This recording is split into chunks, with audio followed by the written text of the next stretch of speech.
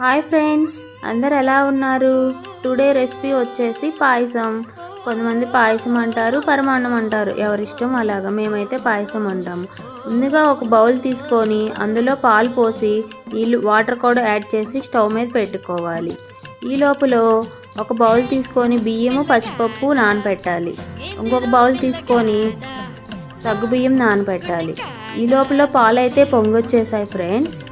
ముందుగా మనం నానబెట్టిన రైస్ని సగ్గుబియ్యాన్ని వేసి బాగా రైస్ని మెత్తగా ఉడికించాలి. ఈ లోపల బెల్లం తీసుకొని దాన్ని బాగా మెత్తగా స్మాష్ చేసుకోవాలి. బెల్లాన్ని బాగా మెత్తగా స్మాష్ చేసుకోవాలి. ఇందులోనే కొంచెం సాల్ట్ కూడా యాడ్ చేయాలి.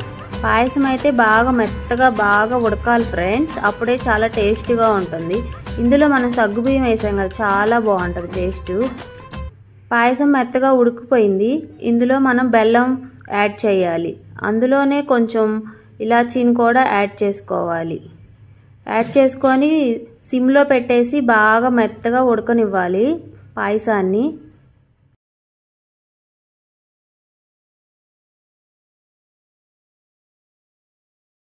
చూడండి ఫ్రెండ్స్, చాలా మెత్తగా ఉడికింది. వీడియో నచ్చితే సబ్స్క్రైబ్.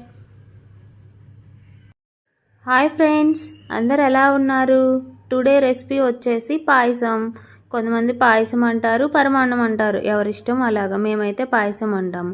ముందుగా ఒక బౌల్ తీసుకొని అందులో పాలు పోసి వాటర్ కూడా యాడ్ చేసి స్టవ్ మీద పెట్టుకోవాలి. ఈ లోపల ఒక బౌల్ తీసుకొని బియ్యము పచ్చిపప్పు నానబెట్టాలి. ఇంకొక బౌల్ తీసుకొని సగ్గుబియ్యం నానబెట్టాలి. ఈ లోపల పాలు అయితే పొంగొచ్చేసాయి ఫ్రెండ్స్. ముందుగా మనం నానబెట్టిన రైస్ని సగ్గుబియ్యాన్ని వేసి బాగా రైస్ని మెత్తగా ఉడికించాలి.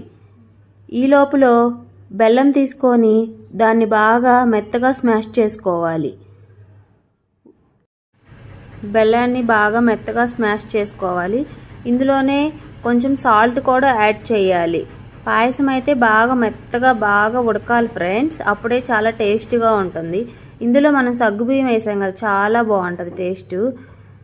పాయసం మెత్తగా ఉడికిపోయింది. ఇందులో మనం బెల్లం యాడ్ చేయాలి. అందులోనే కొంచెం ఇలాచీని కూడా యాడ్ చేసుకోవాలి.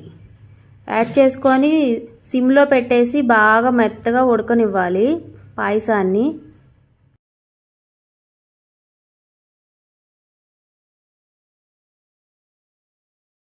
చూడండి ఫ్రెండ్స్, చాలా మెత్తగా ఉడికింది. వీడియో నచ్చితే సబ్స్క్రైబ్.